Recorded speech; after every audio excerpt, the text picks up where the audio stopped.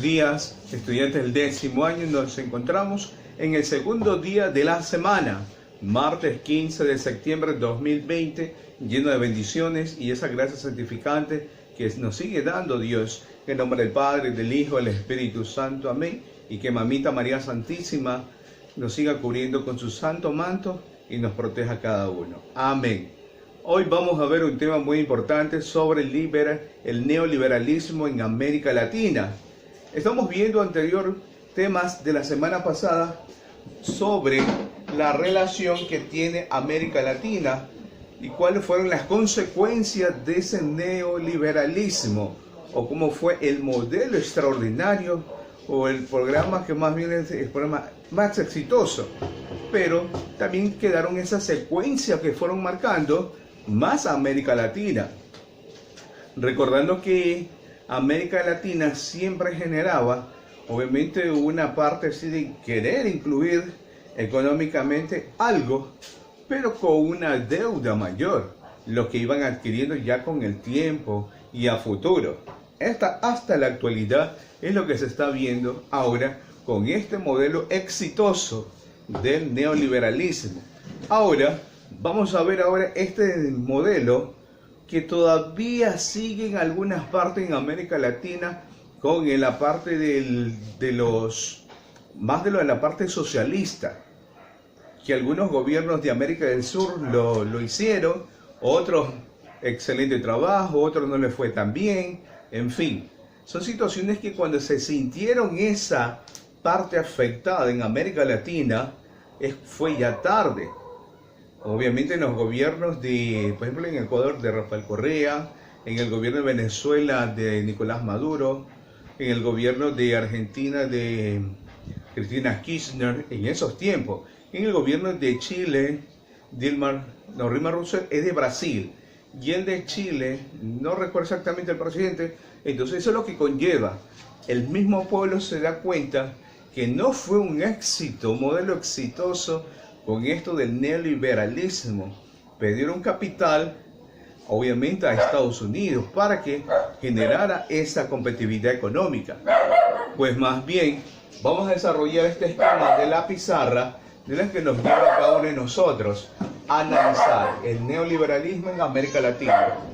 Siglo XXI, que se va obviamente desarrollando, se han adoptado estas medidas neoliberales, tanto en Colombia, México y Perú. Muchos gobiernos han buscado aumentar la inversión por vida, o más aún una inversión privada para el Estado. El descontento de varios ciudadanos de algunos países ya se evidencia en América Latina. Por eso el rechazo, más que todo, quienes están al frente actualmente. Obviamente que algunos gobiernos no han hecho nada absolutamente, pero sigue generando, pidiéndose préstamo hacia América del Norte. Obviamente nos seguimos endeudando y América del Sur también sigue en ese proceso, en una crisis. Entonces, a partir de esto surgen estos programas agrarios y una zona de tensión en varios países. Por eso te digo, el mismo pueblo ciudadano se da cuenta y por eso surgen ya esas zonas de tensión. Entonces, a partir de este neoliberalismo en América Latina, va suscitando varios programas, pero más agrarios, buscar otras alternativas, obviamente para ir sacando. Y eso es lo que la mayor parte de Estados Unidos ha venido haciendo durante muchos años. Entonces, esos programas agrarios, hay 3 puntos que vamos a tratar. La tenencia agraria, que la mayoría ya pierden sus tierras. La tecnología rural, donde se está enfocando en el sentido, tanto te compro, pero tanto invierto para generar o exportación. Entonces, esa es una realidad que está sucediendo. Y el nivel de pobreza en la zona rural está creciendo también. Entonces, el problema agrario de América Latina puede obviamente enfocarse desde varios ángulos de la parte del neoliberalismo. Obviamente busca más bien en el sentido de tenencia, yo por eso yo decía, de tenencia agraria. Con esos préstamos como no hay cómo poder cancelar, no hay cómo poder pagar esa contraparte, entonces entra en una tenencia agraria. Listo, la tierra nos pertenece ahora hasta que cumpla los pagos que corresponden. Entonces uno se queda endeudado y la mayor parte que hace perder sus tierras en emigrar a otras partes. Y eso es lo que sucede mucho. Listo, le hacemos un préstamo para que sus siembras no se pierdan. Bonito es el concepto, pero es otra realidad. Y no, imaginen, miren también el punto cuando en la época de invierno muchas cosechas se pierden o fenómenos que susciten pasan sobre ese sembrío y pierden obviamente y no hay cómo generar ese gasto que se invirtió. En la tecnología rural, Dios les decía, obviamente se está generando más bien una parte de explotación. ¿A qué me refiero cuando digo una parte de explotación? Obviamente la zona rural, para que salga su producto, usted, el pueblo o la persona que está en la rural, listo, el quintal de arroz, ¿cuánto está costando actualmente? Entre $40 como tope, obviamente. Pero ¿quién pone ese precio? ¿Lo compró a ese precio al que realmente cosechó? ¿El que preparó esos sacos? No. Obviamente el que preparó esos sacos, quien distribuyó, lo vende más económico de lo que le está el proveedor dando. Entonces son las consecuencias que a veces no nos vemos la realidad sobre esa misma tecnología. Tanto pesa, tanto cuesta y cambian, varían en esta parte. Y ahí surge la explotación de esa parte rural. Por eso le preguntaba, ¿cuánto cuesta un quintal de arroz? Pero si vamos al campo, ¿cuánto nos vende un quintal de arroz? Es más económico. Obviamente ya la parte de comercio sube ese porcentaje y obviamente va a existir esa explotación rural. Por eso yo les decía, el nivel de pobreza sigue creciendo porque no les permite en esa parte de ser ellos mismos los proveedores, de ser ellos mismos quien fijan obviamente el precio estable de todo lo que es la zona rural agraria en América Latina, no tan solo en Ecuador, sino en toda América Latina surge esta parte.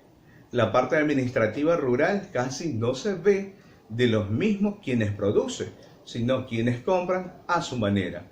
Entonces, casi existe 2/3 de pobreza en América Latina. Aún viendo eso, sigue creciendo más. Entonces, si fuera lo contrario, quien ellos administraran su propio producto, fuera distinto.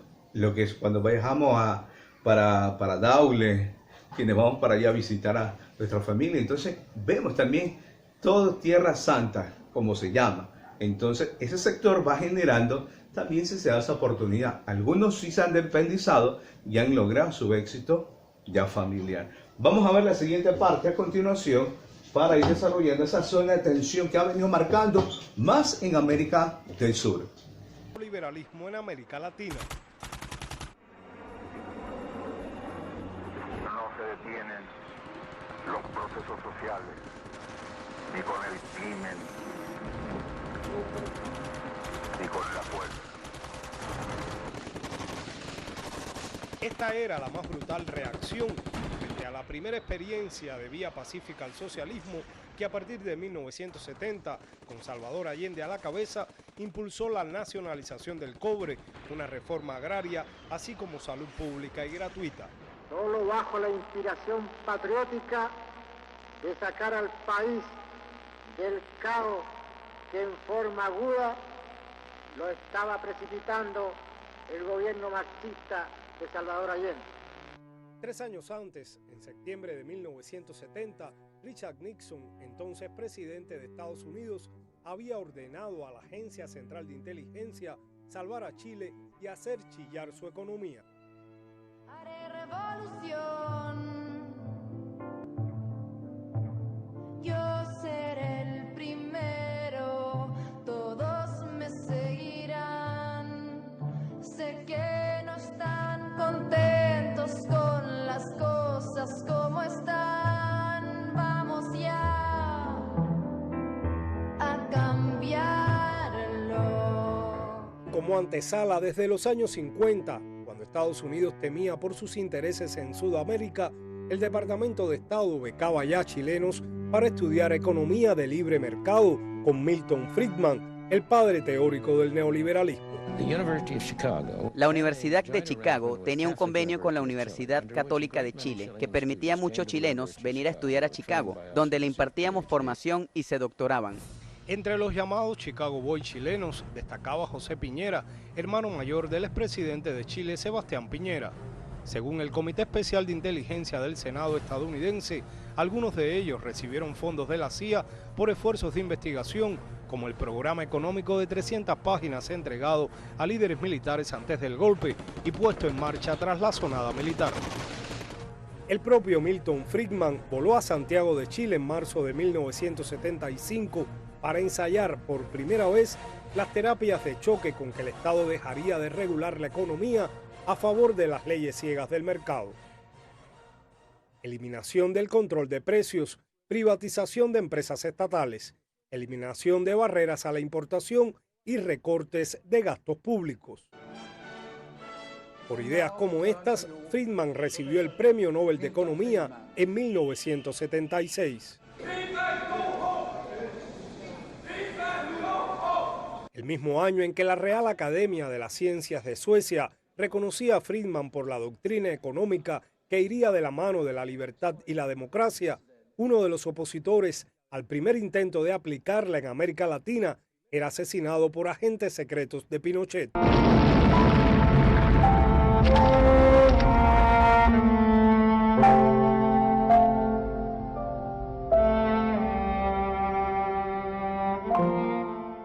El plan económico ha tenido que ser impuesto, y en el contexto chileno ello podía hacerse solo mediante el asesinato de miles de personas, el establecimiento de campos de concentración a través de todo el país, el encarcelamiento de más de 100.000 personas en 3 años, el cierre de los sindicatos y organizaciones vecinales y la prohibición de todas las actividades políticas y de todas las formas de expresión.